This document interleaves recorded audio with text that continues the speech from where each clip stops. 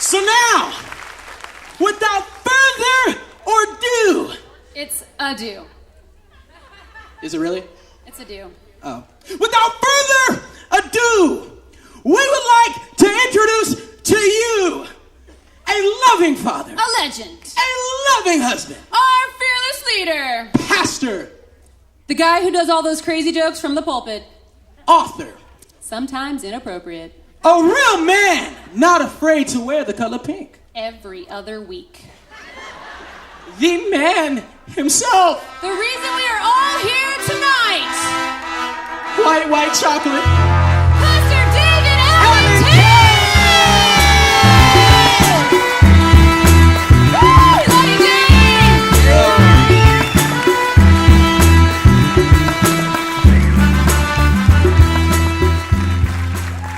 It's salmon. All right, people? This is salmon. Makes my eyes pop. Thanks so much for coming. This is super exciting. Never done anything like this before, so thanks a ton for coming out. This is huge. We were hoping for 350 people. There's like 700, so that's huge.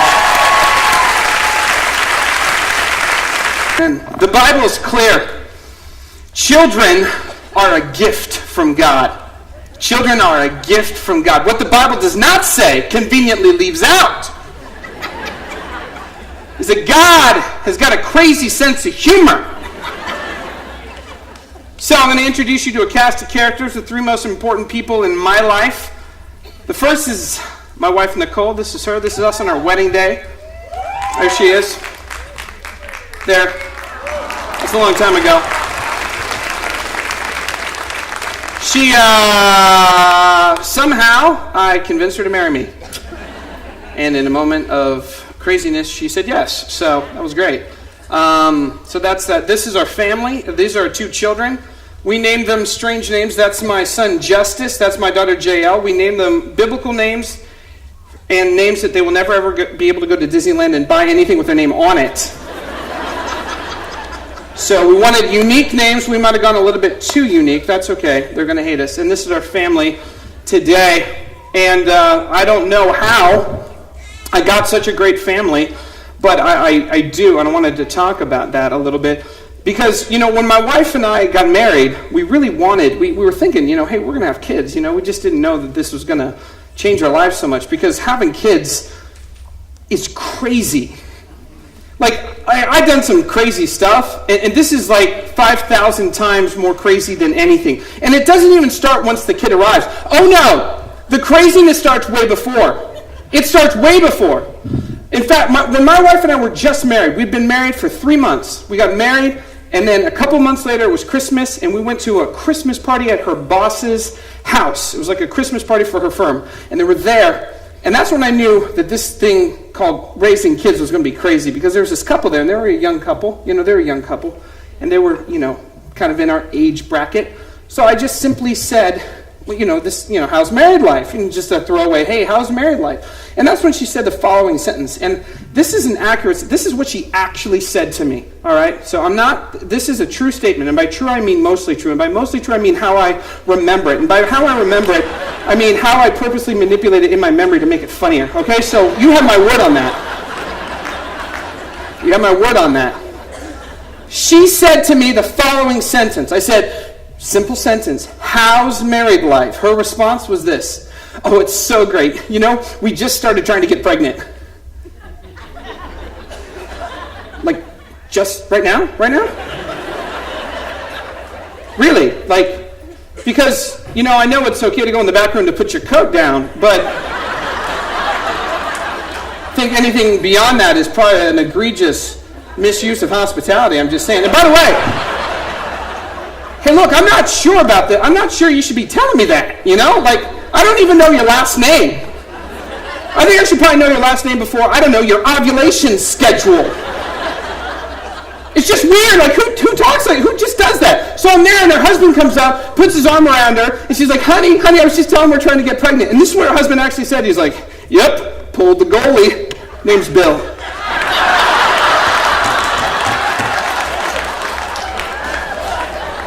That's your opening line, Bill. Before you even tell me your name, I know more. I don't need to know that, Bill.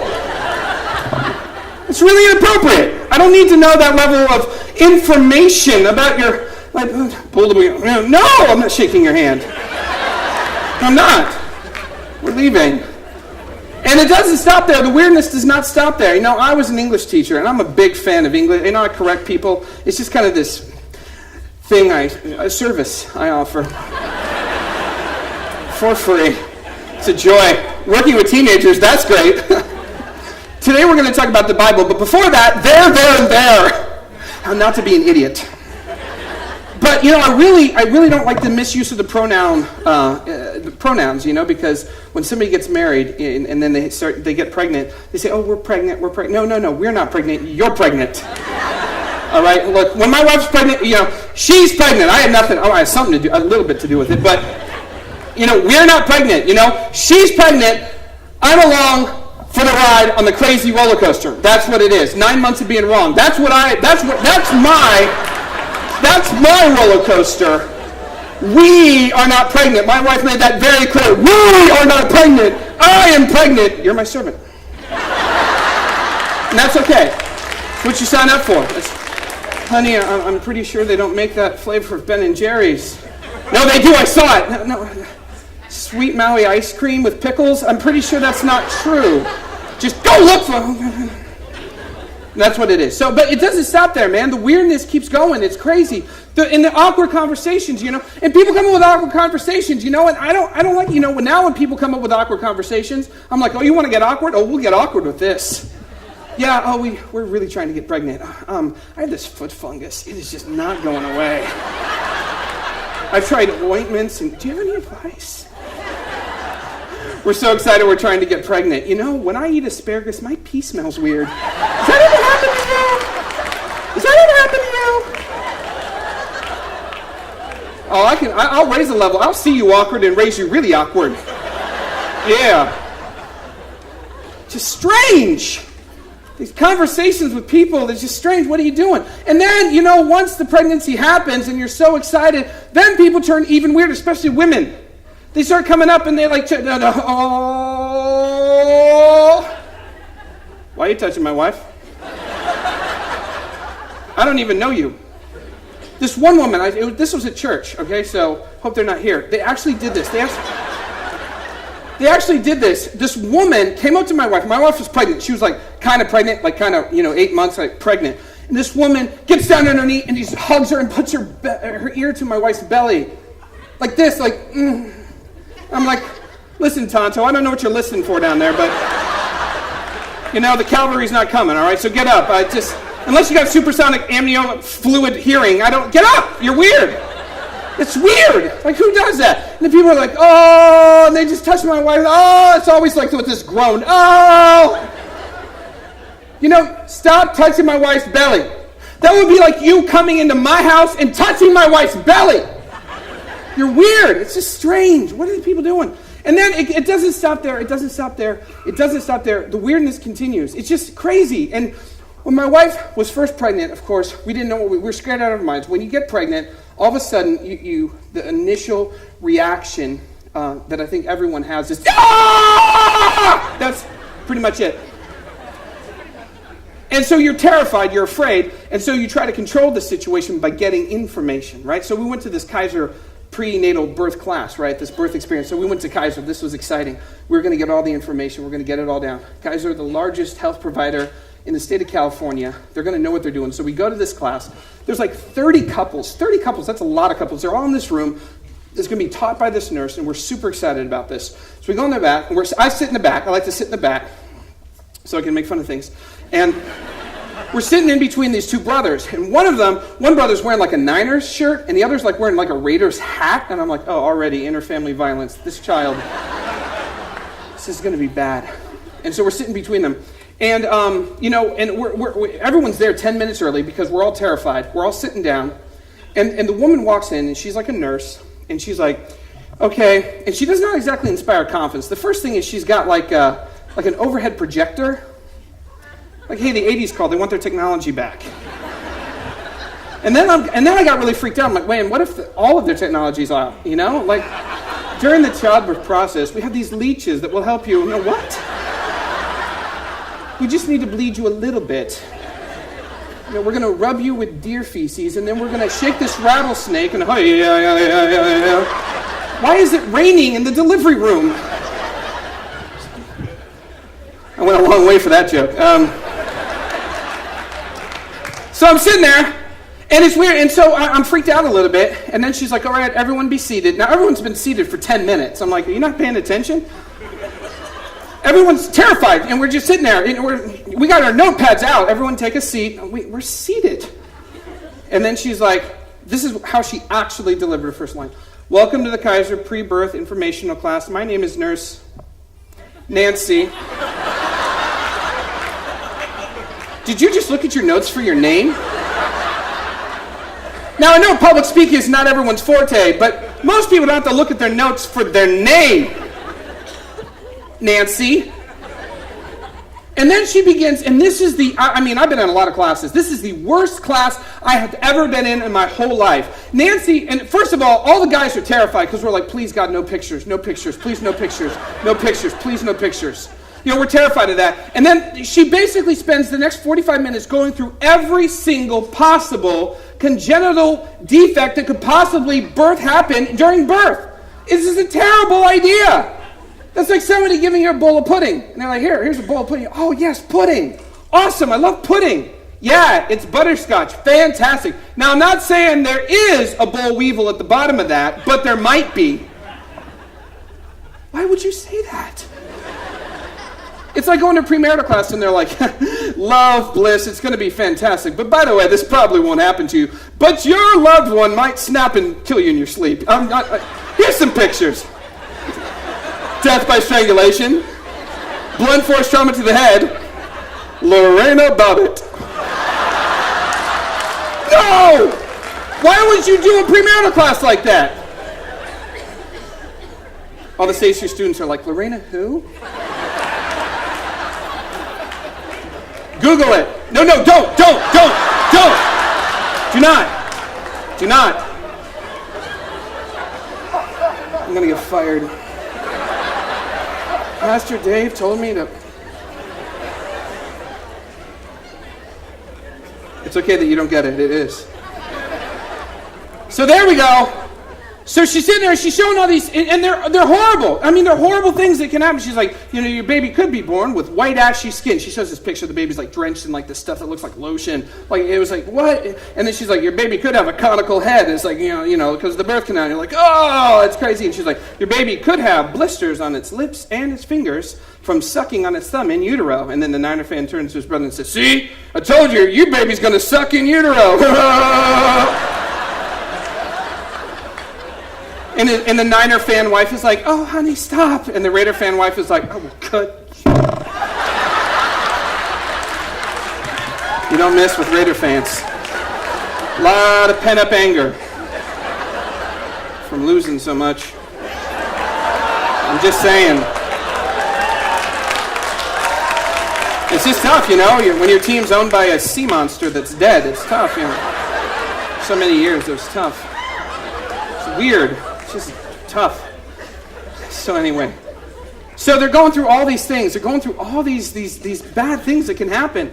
And then and Nancy sits there, and this is what happens to Nancy. She actually comes up and she says the following sentence. And the next sentence is, this is the exact sentence she used. This is medical terminology. I'm not trying to go into the gutter. This is not gutter humor. This is an actual quote from Nancy. We did not know we were going to have a boy. She said, if you have a boy, this is what Nancy said. She goes, and if you have a boy, it is possible that he will be born with a bright red scrotum. That's completely normal. Nancy. Yeah, I got a question. I'm taking notes here. Did you just say a bright red, yes, scrotum, like a rooster's? Another question, Nancy. I'm not super familiar with rooster scrotum. I don't look at them. But I have been a man for a long time, and I'm pretty sure that a bright red scrotum, not completely normal. I can check with my friends if you'd like. Imagine that phone call. Hey, John. Yeah, it's Dave. Hey, I got a question for you. You know your scrotum? Yeah, has it ever been bright red? Okay, thanks. Yeah, we're in agreement. We're pretty much against all brightly colored anything. Yeah, bright red, bright green, bright purple. And none of that's completely normal. We're pretty sure, Nancy, that's what we're going with. Okay, so that's what we're going with. It's weird, right? But you go to these classes, and only first-time parents go to them. Only first-time parents go to them, right? Because they're still, you don't see any second-time parents going there because they know that's a complete waste of time. You can't control anything. We have a plan. I see new parents who are like, we're going to go into the hospital at this time, and then we're going to... Good luck with that. You just can't plan, but you try to control stuff, right? And that's the first thing I think I really learned about God is in these moments, right? Have you ever been in those situations when, like, the news comes and it's, like, scary, And it's like I had friends that they had to have C-sections because the cord was wrapped around them. And it's terrifying in those moments, and you feel really helpless. And there's that moment when you're like, man, I don't know what to do. And there's nothing I can do. I'm a powerful silicon dude who's very educated, and I've got nothing. And you come to the end of yourself, like, real quick. And that was the first thing I think I learned about God, is I thought I was in control. I thought I had things together. I thought I could control things, and you just can't. You just can't. But the second thing I think is this, is that when that bad news comes, and I've been there, I've been a pastor, I've had friends, and that bad news has come, and there's a desperation, isn't there? I don't know if you've ever been around it. There's like this desperation. Like, oh, this has to be okay. This has to be okay. You're like desperate for your kid. You're desperate for your baby.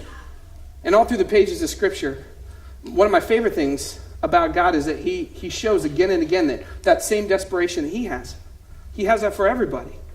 He's desperate. It's like you read in the stories in the Old Testament. He's desperate for Israel to come back home.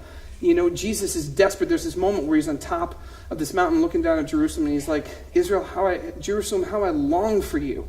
I long to gather you like chicks underneath a mother hen's wings. There's this desperation. And, that's the first thing, because you really can't control anything. You just can't. You think you can, but you can't. You just can't. It's tough. And then, then you get pregnant, and it's great, and then you give birth, and that's crazy. And my wife did this. This was exceptional. This is like the most impressive thing I've ever seen. This is our son. She gave birth to him. That's him when he's about 3 months old. Looks like he's chewing on an electrical cord. It's not. It's a sled thing. Don't. You guys are the worst parents ever. Wasn't plugged in. You think you're stupid. And this is him at his first Halloween. He was a pumpkin, so cute. And then this is him when he was 3. Just a really cute little kid. I'd like to give you a quiz real quick. When he was born, again, this is the most impressive thing I've ever been around. I mean, this was just, if you've ever seen, this is crazy. My wife was just awesome. And when she gave birth, actually, I'm going to tell a quick story beside that. This was interesting. My wife has given birth. I mean, she's in the the final moments. Where it's like it's go time. She's in that moment, and it's been a long night. It's been like 9 hours. It's been long. She's there. She's almost at the end, and there's like a nurse and 2 doctors and another nurse and like an auxiliary nurse. There's like 5 people in the room, like waiting. And there's this moment when they're like, come on, honey, push, you got to push. Rah! And they're like, this estrogen band, rah, And my wife is like, rah, And then the nurse, this actually happened. The nurse looks up and goes, whoa, Dad, you okay? He's looking a little peaked. Look, hey, somebody get him some, you need some juice, Dad? You need some juice? We got apple, we got cranberry? Get him some cranberry. Nurse, get him some cranberry. They come and they bring me some cranberry juice. Well, if I were my wife, I would have hit me. And I'm sitting there, I'm like, yeah, thanks. Oh boy, this is delicious. It's just so hard not giving birth. Just standing there, not pushing something out with my uterus. It's just tough. Why am I swirling it like this? Did the hospital give me scotch? Like I got a smoking jacket. Like I said to Pennington, buy low, sell high. Hey, Muffy, do us a favor and push on 3, would you? I don't drink in hospitals anymore. I'm joking. Yeah.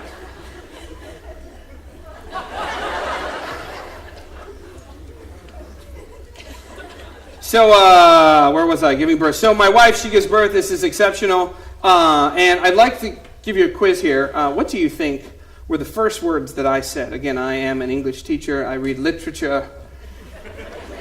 I write inspired things. What were the first thing I said in that delivery room upon seeing my son? Here's a little quiz. Was it A?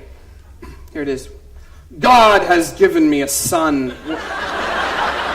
Was it B? The Tieche name shall live. Was it C? I shall raise you to be a warrior. Or was it D? I see a penis.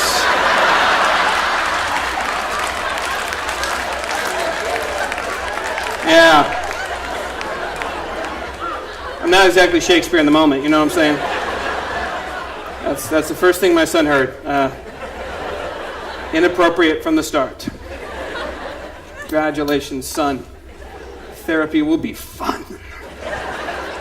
Then, 2 years and 4 months later, my wife gave birth to our second child, a daughter. Her name is JL. This is a picture of her when she was just a baby. There she is right now. There she is. Super cute baby girl. She grew up. She's adorable. Next slide, what do we got? See, that's our first family. That's our first family shot as a foursome. And then here she is right here. Next one. She is just, there she is, right next to her brother. Just super cute.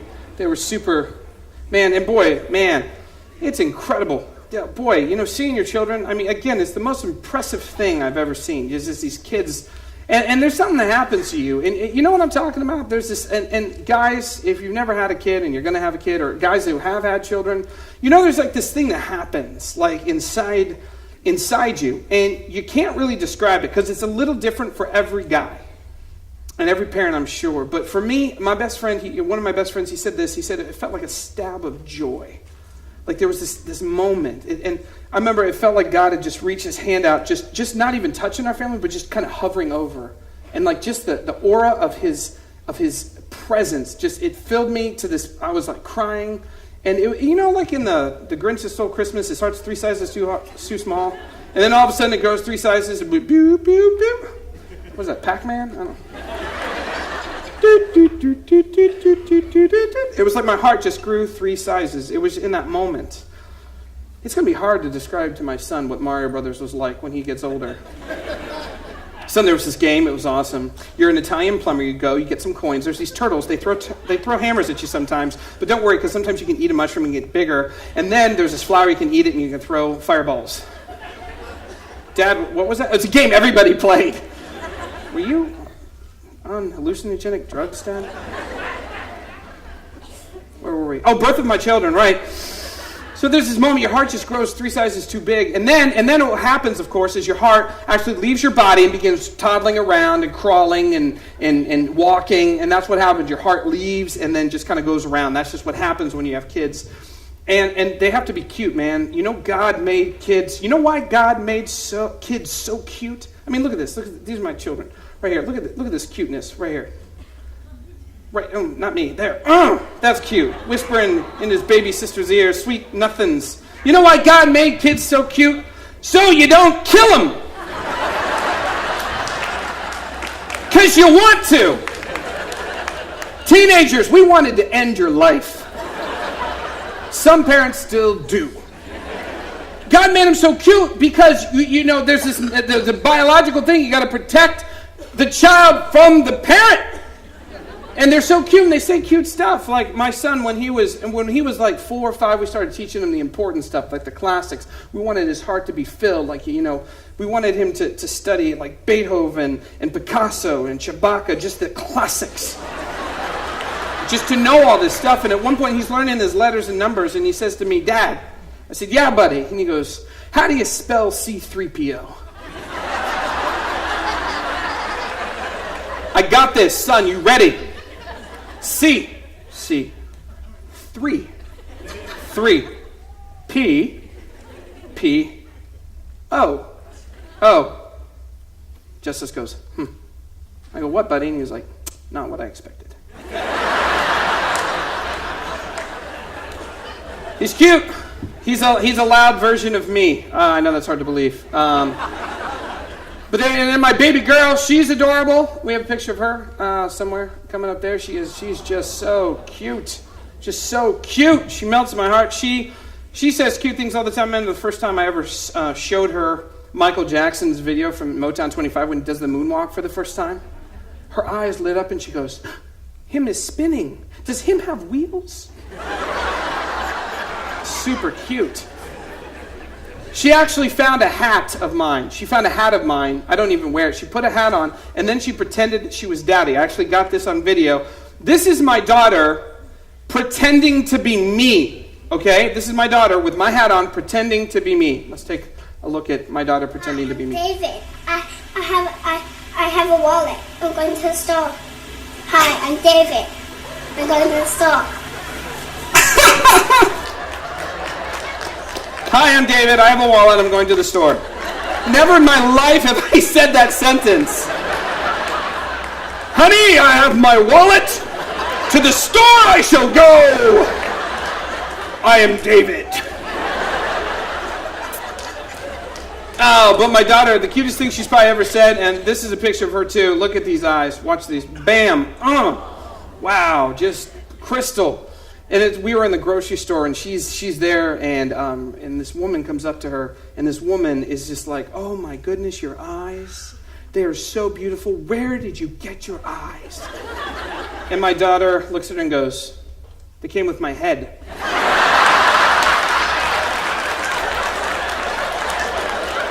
Good answer. Very true. Very true. It did. Very cute. It did come with your head. Pre-installed. That's right. Side note here.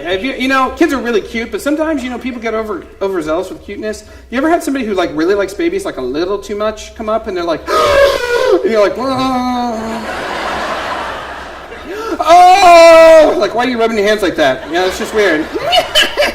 It's like, do you have an oven, Hansel? What's going on here? This one, I'm going to tell you the weirdest thing that somebody ever said. The weirdest thing that somebody ever said was when my son was about maybe 9 months old. This woman was holding my son, and she said the following sentence, and I am not making this up. This was an actual sentence from a live person. She said this. She said, "Oh, your skin, it's so soft. I just want to make it into a blanket and rub it all over my body."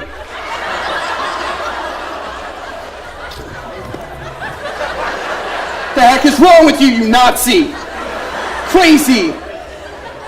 Cruella de Vil, what? Get out of here.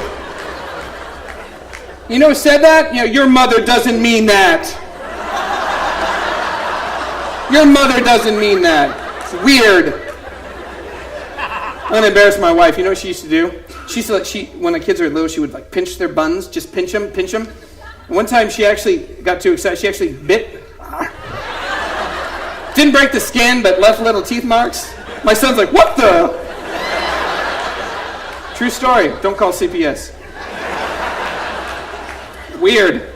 Anyway, cuteness. Love the cuteness. God makes them cute. You have to, I've got lots of stuff in parenting that's my favorite, and lots of stuff that's not my favorite. My favorite is this. My favorite is bedtime. My wife works a lot of evenings, and so I'm the one who puts the kids to bed. It's kind of a precious time. I love it. And, it's the time when we read together, and I love the reading. Justice's kindergarten teacher, when he was in kindergarten, told us, you have to read to them 20 or 30 minutes a night. And she said, books that have lots of repetition can help kids to read. You know what I learned about books about repetition? They can help kids to learn how to read, and they can also drive daddy to drink. These books are horrible. Some of them, there's this one, if you give a mouse a cookie, some. I'm like, what is this teaching children? You do not give rodents a food supply. What do you want, infestation? This is stupid. You know what you give a mouse? You give a mouse a glue trap. That's what you give a mouse. It's terrible. There's a whole series of books. If you give a cat a cupcake, if you give a dog a donut, give a pig a pancake, if you give a moose a muffin. How do we even know that moose like muffins? That's just stupid. And then, of course, Berenstain Bears. Love Berenstain Bears. A little worried about Ma Bear. She's always wearing the same blue and white muumuu. Is there no Target, Bear Country? Is she clinically depressed? Do we need to look into this, Ma Bear? Curious George, one of the best-selling children's book collections of all time. Curious George. Here's what I don't like about Curious George. It starts off here. He's happy in Africa. This is page 2. Kidnapped by a stranger, taken away from his family to a strange land. Good night, kids! Now, don't bother locking your window. There are so many things that are inappropriate for kids. Like the bedtime prayer. Now I lay me down to sleep. I pray the Lord my soul to keep. If I should die before I wake.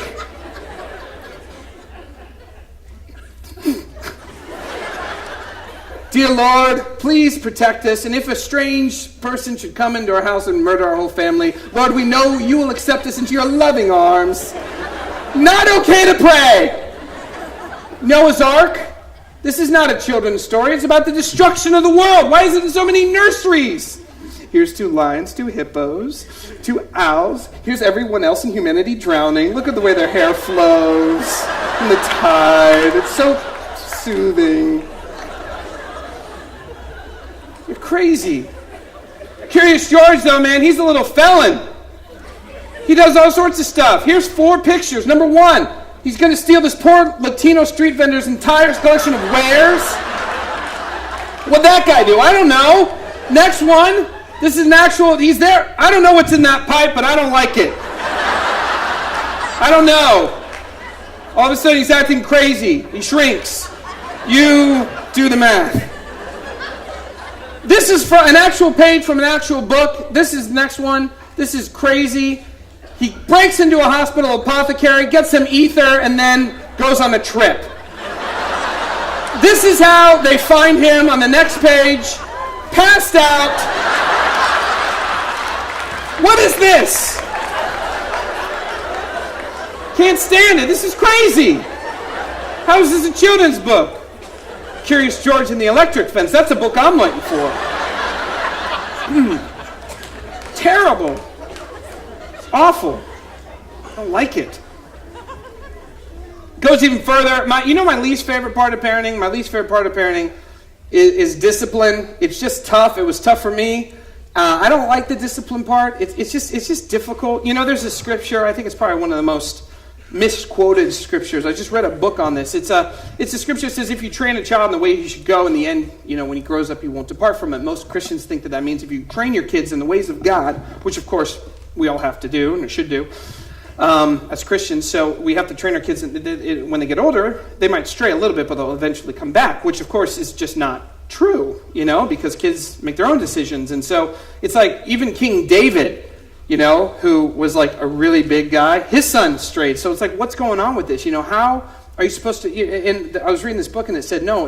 The Jewish idiom is this: if you raise a child in the way that he wants to go, if you just let a kid do whatever he wants to do, that rut of selfishness will be so ingrained that when he's old, he won't be able to depart from it, and he won't. So it's the selfishness. You got to train your kids not to be selfish. You got to train your kids not to do whatever they want, that they're not the boss of all the things in life. And that's tough, training that, That's tough. We had this situation. I remember the first time, this is when my daughter was just brand new. So she's just like a couple months old. We decided to go on a mini family vacation. This is the first time the 4 of us had ever been together on a family. We're there. We're in the hotel room. And my son looks at his baby sister, and she's there. She's sleeping in the stroller, and he strokes her forehead and goes, "Pretty baby sister." And my wife's heart just melts, right? Because she just wants that for her children, to be close. And then my son looks at her and goes, BAM! Just hits her right in the face. What are you doing? I picked this son up because his mom's about ready to kill him. She's like, "Boy, I brought you into this world, I will take you out." I'm like, "Yeah." So I put him in the bathroom. I pull a chair from the kitchen. I put him in the bathroom. I put him on the chair and I said, "You sit here and you think about what you've done." And I pulled the shower curtain shut because I did not want him looking at interesting tile patterns. Time out. Think about what you've done. And he's crying, and I go out, we comfort his sister, and she goes back to sleep. And then we're sitting there, and and I realized in that moment, man, like, would I be a good dad if I just, let that go? Would I be a good dad if I just let that slide? If I was just like, "Hey, thumbs up"? No, Because when my son grows up, I don't want him punching babies. In general, I think we can all agree, baby punching, not okay. It's not in the 10 Commandments, maybe it should be. Thou shalt not punch babies. You know, come on, that's just in general. So I don't want him to do that. That's important to me. I don't want him, so I have to say, look, you can choose to do that if you'd like, but you're going to be away from the family. And until you actually turn and say, I'm sorry, and repent, you really can't be a part of this family. And that's the first time I really kind of realized what God was doing. I always thought his discipline was mean-spirited, or he's just being a jerk, or a cosmic killjoy. And I realized as a parent the first time, man, God has to. God has to do this. He has to say, you can do that. You have every right to do that, but you won't be a part of our family. But the second you turn and say, I'm sorry, you're welcome back in. And that was what I realized in that moment. So my wife and I are there, and Justice is crying. I think he's crying mostly because he got caught, honestly. But then, it got quiet. Real quiet. Too quiet. So I go and I open up the bathroom door and peek in, and this is what I see. This is what I see. He has fallen asleep with his head on the rim of the tub, his feet on the toilet. This is probably the most uncomfortable nap in the world.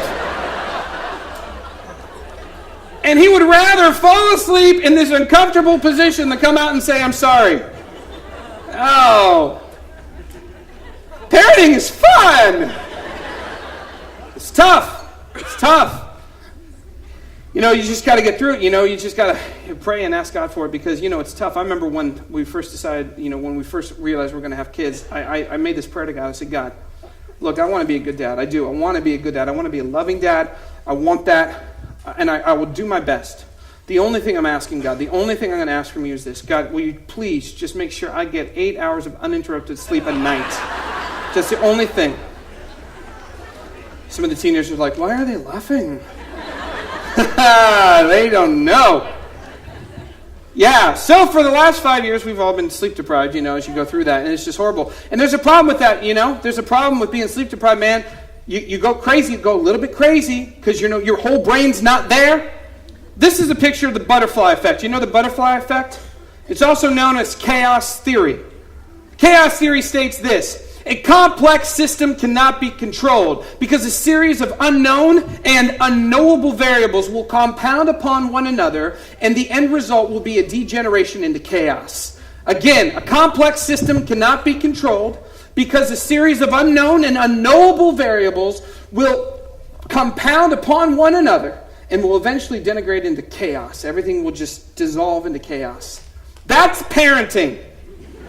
That's what it is. Because you try to, and this kind of theory was made famous by a novel in the 90s that actually became a pretty famous movie, Jurassic Park, you know that one? They try to control the complex system and they say, I'm sure a bunch of shock collars on Tyrannosaurus Rex is a good idea. What could possibly go wrong? And of course, everything does go wrong. And it ends up with, a Tyrannosaurus Rex eating a lawyer on a toilet in one of the greatest scenes in cinematic history.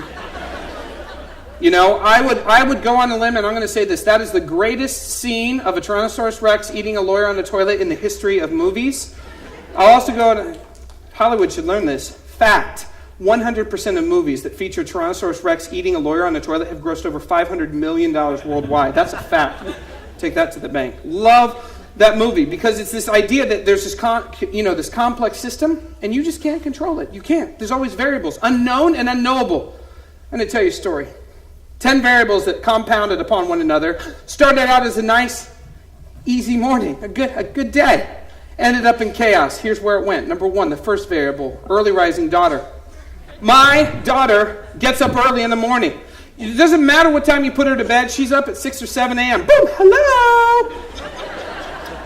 Anybody here a morning person? No, anybody here an evening person? You like evenings, you stay up late, you like to stay late. Anybody here a morning person? You like the morning, you like to... Yeah, we hate you. We hate you. You're like, take your caffeinated stuff and go back to bed. Hate you. What are you doing? Spirit fingers. Terrible. It's awful. And so my daughter's an early riser. My son, you put him to bed late, he wakes up late. One time when he was 5, he stayed up till midnight on New Year's Eve. He stayed up till midnight. He didn't stay up much past that. He had way too much champagne, so he crashed, but I'm kidding, no. He holds his liquor well. No, I'm joking. Please don't call CPS. No, but my son, he stayed up to midnight. He woke up at noon the next day. Comes down, he's like a 17-year-old teenager. Man, where's the cereal? Oh, man, I'm hungry. Mom, where's my shirt? Clear Seal, Jolly Rancher. So he's like, but my daughter, you put her to bed, she's up at 6 o'clock in the morning. Variable number 2, grocery store. I decided I'm going to go to the grocery store.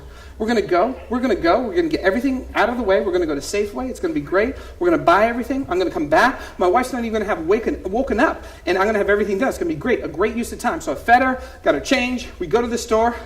Variable number 3, the grocery list. I'm going through, I'm getting milk, I'm getting the stuff, and I'm chugging out. Ooh, yeah, everything's good. I'm the best dad ever. I'm going to get all this done. And then I look at the bottom of the list. And my wife had put some items there that she needed. And they were items that only women need. Now, I was an only child. I did not have sisters. I'm still uncomfortable talking about this stuff. So let's just say that it rhymes with taxi fad, all right? That's what it is.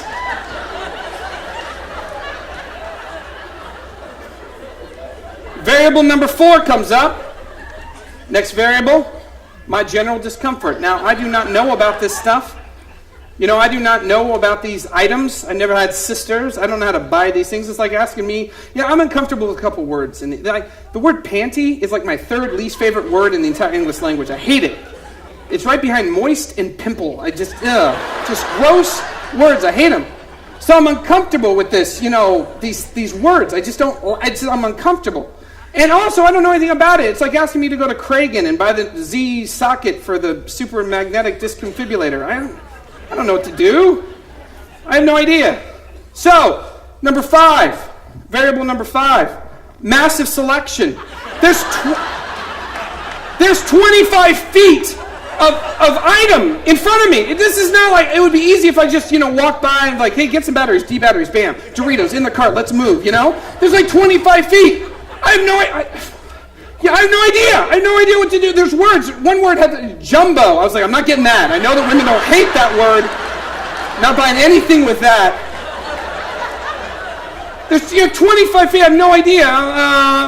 One of them says maximum comfort. The other is maximum protection. What's more important? I don't know.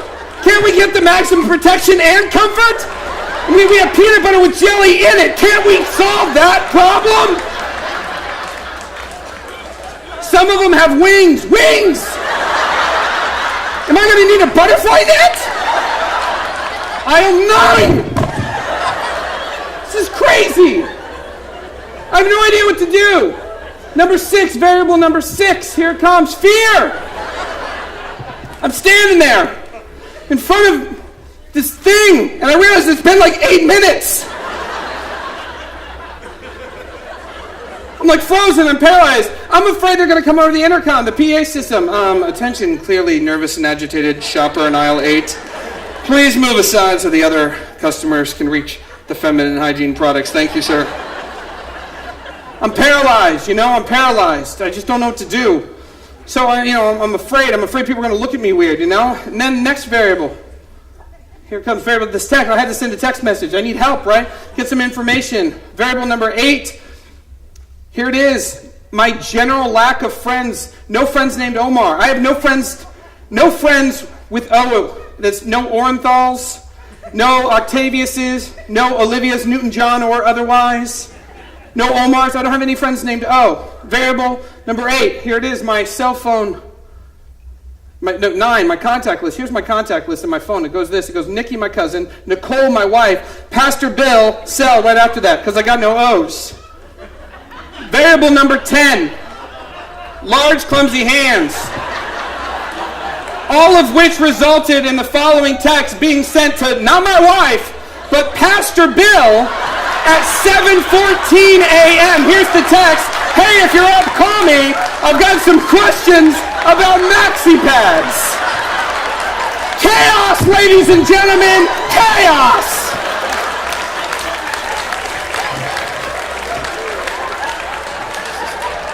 It's terrible. What are you going to do? Pastor Bill's received thousands of texts in his life. Nothing like that. Can you imagine what the...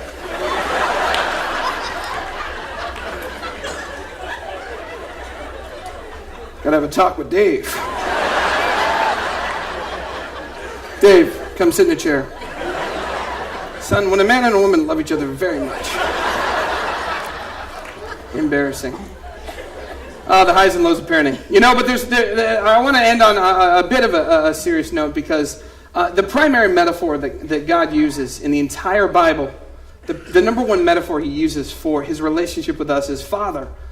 You know, and the best story probably in the entire Bible is told by Jesus, and it's about this Father. It's found in Luke 15. And I just wanted to close with this because through all the ups and downs of parenting, there's one thing that's real clear to me, and it's that God uses parenting. He uses our children to teach us things about him that we could have never known. I mean, how many of you had this experience? Like, you look back on early wedding pictures and it was just the two of you, and you have kids now and it's just the two of you, and you think to yourself, we're not complete?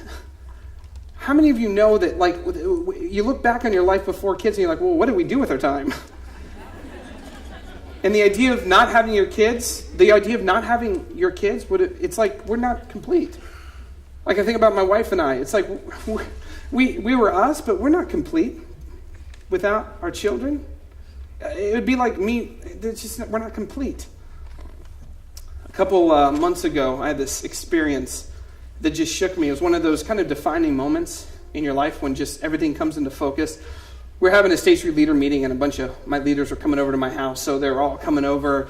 And I had to clean the house, get ready. And it was hard because when you have little kids, you try to clean one room in the house, and they're in the other one, and you go to that room, and they just move around like a tornado of destruction. It's impossible to clean unless you, like, knock them out with, like, a tranquilizer dart. Sleep that off, Justice. That's a bear trank. Yeah, you'll wake up on Tuesday. I didn't do that. It was a deer dart. Lower dosage. Little NyQuil, that's all. Just kidding. But it's hard, and I had this moment where all of a sudden, all of our leaders are coming over, and my son is making all these messes, and my daughter's making all these messes. I'm getting frustrated, and I have to clean the house, and people are coming over in like 45 minutes, and I have to put dinner in, I got to clean, and it's stressful. It's real stressful. And my son decides he's going to play with his G.I. Joes or his Marvel superheroes in my bedroom, and he figures that the sock drawer and my drawers are a good place, so he empties them all out and just plays, and it's just like, And so I come over, and one of my leaders just comes over, and they're all there, and I'm a little flustered, right? And I'm like, it's just been a hard day. There's just my kids. They make messes. I'm sorry, And one of my leaders, he and his wife have been trying to have kids for a while. And it's been slow going. Sometimes it is. It's been slow going, and it's been years. And they've been trying, and they've seen experts. And this leader looked at me, and he goes, someday I cannot wait for someone to make messes in my house. It just hit, right? The things I complain about, the things that make me irritated, are the things that some people would kill for. Their hearts yearn for. Something happened in that moment. I was like, I don't want to take these children for granted. Because I think God is trying to teach me something about me and about him through parenting. There's a story in Luke 15. It goes like this. It's one of the most famous stories in the entire Bible. The parable of the prodigal son. Prodigal, which of course means, if you look it up in the dictionary, it means wasteful. Recklessly extravagant, having spent everything. That's the word prodigal. Recklessly extravagant. It's the story of the prodigal son. Jesus continued, there was a man who had two sons. The younger one said to his father, Father, give me my share of the estate. So he divided his property. Not long after that, the younger son got together all he had, set off for a distant country, and there squandered his wealth in wild living. After he had spent everything, there was a severe famine in that whole country, and he began to be in need. So he went and he hired himself out to a citizen of that country, who sent him to his fields to feed pigs. He longed to fill his stomach with the pods that the pigs were eating, but no one gave him anything. When he came back to his senses, he said, "How many of my father's hired men have food to spare, and here I am starving to death? I will set out and go back to my father and say to him, 'Father, I have sinned against heaven and against you. I am no longer worthy to be called your son. Make me like one of your hired men.' So he got up and went to his father." So the son is in this predicament, and he makes this speech, this kind of idea. Here's what I'll say to my dad. And if I say these kinds of words, my dad will probably take me back, because I know my dad, sort of. And this is what he says. He says, this is going to be my idea. This is my speech. And it's kind of manipulative. It's a bit, I'm going to pull on my dad's heartstrings this way. And this is what the text says. Jesus tells the story. "But while he was still a long way off, his father saw him and was filled with compassion for him. He ran to his son, threw his arms around him, and kissed him." The son hasn't even said anything yet. He doesn't even have a chance to give his perfectly perfected speech. The father runs, and Jesus is saying, this father in the story is God. You ever thought about the fact that God ran? God, the God of the universe, he ran. Why? Because it was his son.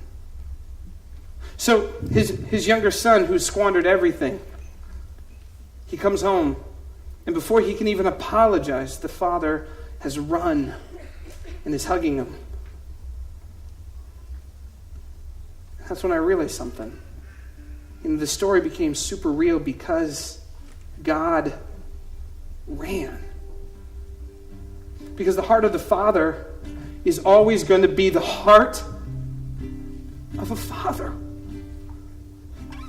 And there's nothing that my kids could ever do to get out of my heart. At night, I put my baby girl to bed and I put my son to bed. And they're little now. I can treasure this now. I say to them, "You know how much Daddy loves you?" And my little baby girl goes, "This much?" I go, "No." "This much?" "No." "This much?" "No." And then she goes, "All the way back." When we drive out now, I'll point to things far away and say, "You see those hills? You see those hills, baby girl? Daddy loves you to those hills and back." And she goes, "Daddy, I love you to the moon and back." I say, "I love you to Venus and back." And she goes, "I love you to Pluto and back."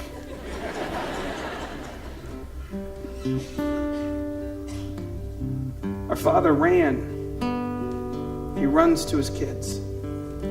Because the heart of a father is always going to be the heart of a father.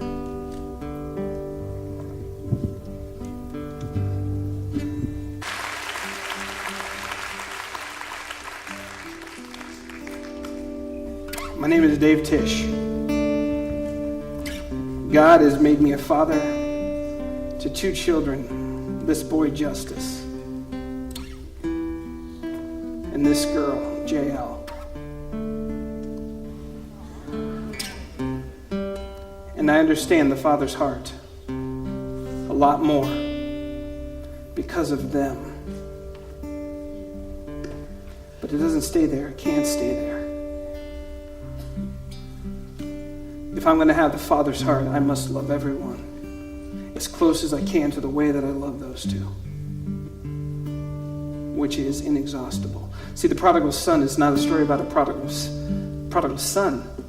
Reckless, wasteful. Who's reckless and wasteful? The Father is reckless and wasteful, because that's what fathers must do.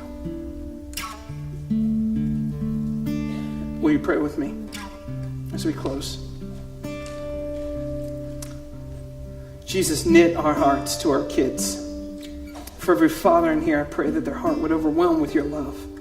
For every future father, every future mother, I pray that you would right now knit their hearts to their children.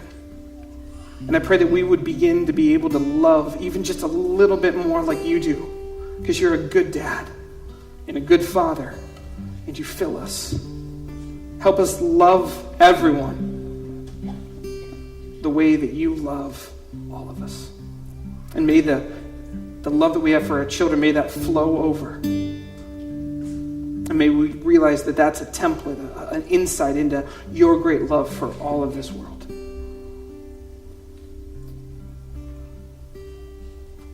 Amen. It's been an honor.